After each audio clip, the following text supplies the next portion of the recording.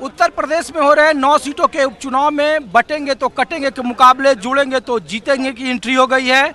अब यहाँ रावण और दुर्योधन की भी चर्चा हो रही है। तो कुंदरकी विधानसभा का क्या माहौल है, ग्राउंड रिपोर्ट आपको दिखा रहे हैं।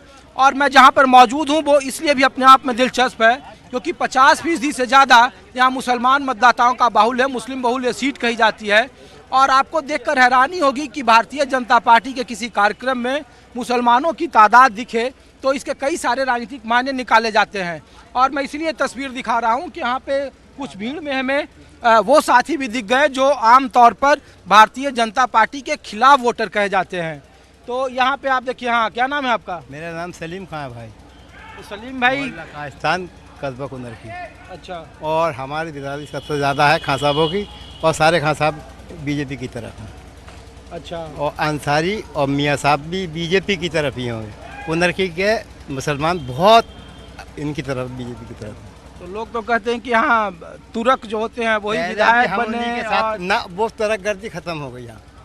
हम तुर्कों के गुलाम ना बनेंगे, हम तो अपने गुलाम हैं। लोग तो कहते हैं कि देश का मुसलमान मुसलमान है, वो तुरक नहीं है, वो कुछ कि नहीं, वो खान नहीं है, वो कुछ नहीं, वो कोई बात नहीं। तो ये बताइए ना, हमारा वोट हम खुद डाल सकते हैं। हम पिछले साल भी, पिछले इलेक्शन में इनके हमने वोट डाला था आवाज़ के साथ।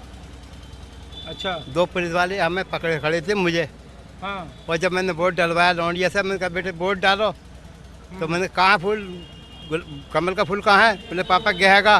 तो पुलिस वाले आधे इधर को भाग गए और आधे इधर को भाग गए, मेरा खड़ा हुआ रह गया। अच्छा। हमने बीजेपी का वोट डाला था, मेरी लड़की ने खुद खड़े होकर डरा। एक बात बताइए सलीम भाई कि ये जब मंच से कहते हैं कि बटेंगे तो कटेंगे, हाँ।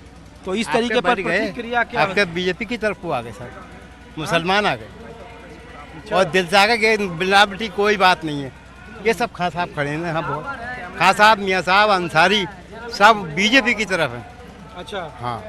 मुसलमानों में भी बाइफर्केशन है, विभाजन है। हाँ हाँ हाँ, मुसलमानों में बिरादरी हैं। क्या नाम है आपका? इरशाद खान नाम है मेरा। अच्छा जी। आपका भाई साहब? नजर अली अंसारी। नजर अली अंसारी। क्या आप बताइए, आपका नाम क्या है? नाम तौफीक अहमद पासा। अच्छा, तो हम लोग ये पूछ रहे हैं जो नहीं जानते हैं कुंदरकी को, तो लोग कहते हैं ना कि ये टोपी और टीका दोनों अलग अलग होते हैं। यहाँ तो देख रहे हैं दोनों साथ साथ हैं। तो यहाँ तो हिंदू मुस्लिम सारा एक साथ है ना, हिंदू मुस्लिम सारा एक साथ है। लोग कहते हैं कि लोग दूसरे से बुलाए गए लोग होते हैं। जब बूथ निकलता है तो बूथ पे बीजेपी को वोट ही नहीं मिलता है। नहीं, बीजेपी को 45,000 वोट मिलेगा यहाँ क्लियर। बीजेपी को यहाँ 45,000 वोट क्लियर मिलेगा। मुसलमानों के? मुसलमान का 50 से ज्यादा मिलेंगे। 50,000 से ज्यादा प्लस वोट मिलेगा। आपका क्या भाई साहब? मेरा मोहम्मद रफ़ी खान। अभी खान है। यस। अच्छा, तो ये यहाँ तुरक और गैर तुरक का मामला है क्या कुंदरकी में? ऐसा कुछ नहीं है।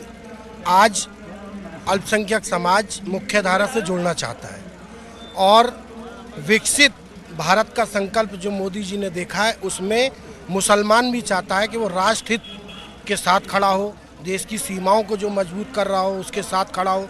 खास तौर से इस कुंदरकी को जो अब तक योजनाओं से वंचित रखा गया हो, उनकी सरकारें आई, उनके ही लोग मुख्यमंत्री रहे, उनके ही लोग यहाँ सांसद विधायक रहे, लेकिन ज़मीनी स्तर पे कोई काम नहीं हुआ।